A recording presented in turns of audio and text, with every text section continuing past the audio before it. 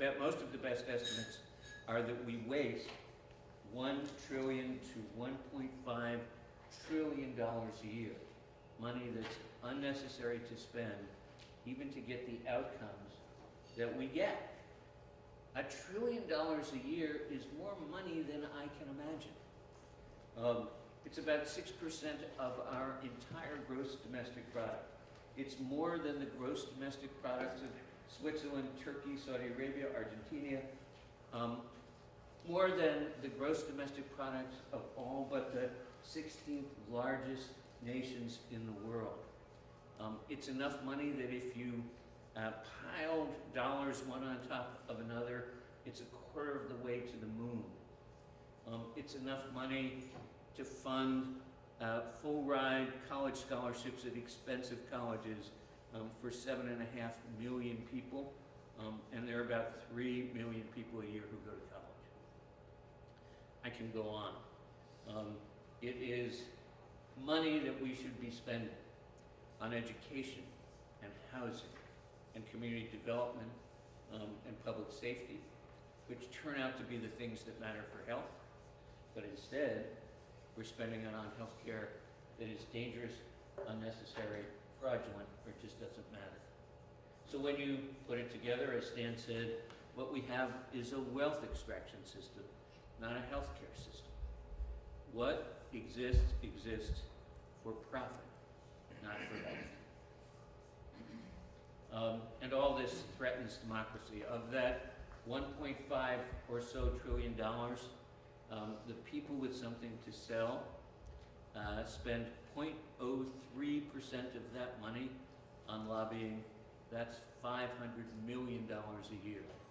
Well, I've had enough exposure to government and the public process to understand that when you pour that amount of money into government, government represents the people who are paying the money, not the people they're elected to serve. And that's exactly the way the money we're helping them generate is going to undermine the democracy we used to have. And even worse, that 5 trillion becomes a roadblock to change.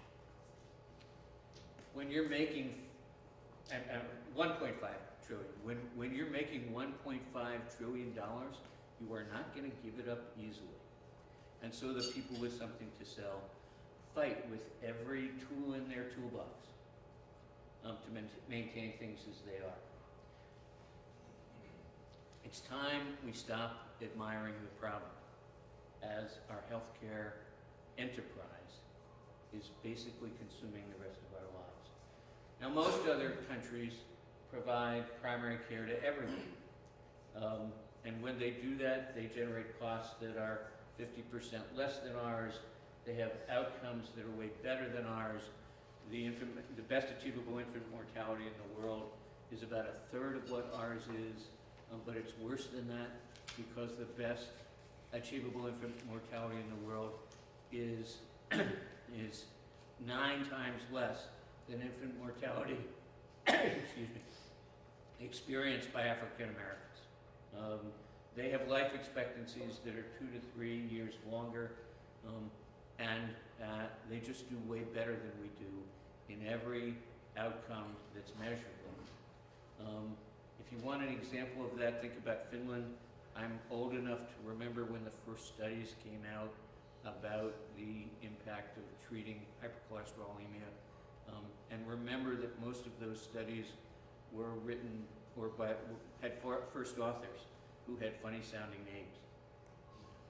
That was because the province of North Karelia in Finland was the province in which there was the highest heart disease mortality in the world. This was in the 60s and 70s. The Finns, to their credit, figured that out. They did 2 things. They started guerrilla marketing to change people's behavior, and they went around and built 1 primary care center for every 10,000 people. And now they have one of the longest life expectancies in the world, one of the lowest infant mortality rates in the world, and they spend about $4,500 per person per year. We spend $11,000 per person per year. This is, we can get better outcomes, and we can get them for lower costs. We just have to make a healthcare system. Now, I will argue that healthcare system has to be primary care driven, and basically what we have to do is provide primary care to all Americans. I had the opportunity now almost 10 years ago to spend a month at the Graham Center, and we ran some basic projections, and those basic projections suggested that if we provided primary care to all Americans, we would save, not increase costs, but save $250 to $500 billion a year, and that we'd expand life expectancy by over a year and reduce infant mortality by 13%. Nobody really believed us. I'm not sure we really believed ourselves. And then a number of studies came out that actually confirmed those observations. The opportunity exists to fundamentally change what we as a nation do by supplying what we as health professionals do to every community in the United States. And that means building a healthcare system in the United States, providing one healthcare center for every 10 to 20,000 people, and to make sure that we bring those primary care services to every single American, regardless of race, religion, class, location, ability or disability, anything we can measure. Primary care is the secret sauce, and we need to provide it to everyone. Now, you don't just change a $3.3 trillion industry by asking it to change, and that's part of our problem. You change a $3.3 trillion industry by building a national movement. I think the thing that I've had to confront in the last couple of years is that bright ideas, even bright ideas from great innovators, aren't going to get us there. What's going to get us there is building movement. And it's going to be a hassle, it's going to take work, it's going to take 10 or 20 years, but the problem is what happens if we don't act. In 2003, the average family expenditure on healthcare was about 17% of average family income.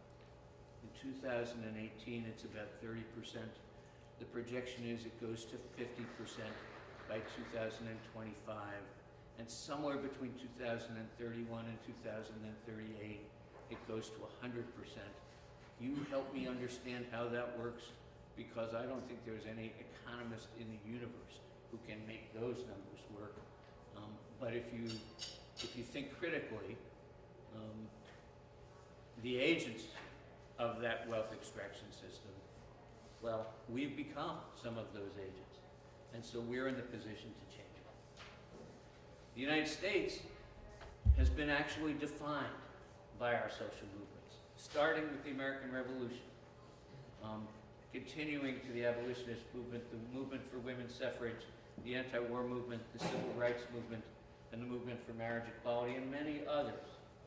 Now it's time to build the movement for healthcare in America. Now, the movement for healthcare in America needs both an internal process and an external process. And on the internal process side, and we're going to talk about this a lot today, we need to improve and brand primary care itself. Most Americans have no blinking idea what we're talking about when we use the words primary care. So we need to figure out how to shift to a wellness and population orientation. And we need to bring in the work of PCMH, of TransferMed, of community health centers, of neighborhood health stations, which we'll talk about a little bit later, of direct primary care.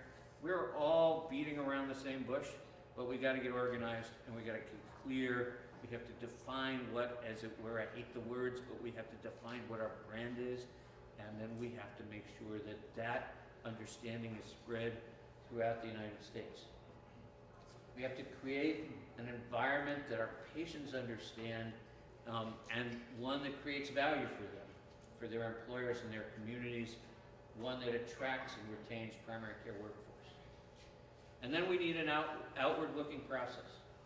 We need to build local healthcare systems in each communities. As Larry said, we need to form a national organizing community, and we need to enlist the 130,000 family physicians, residents, and students.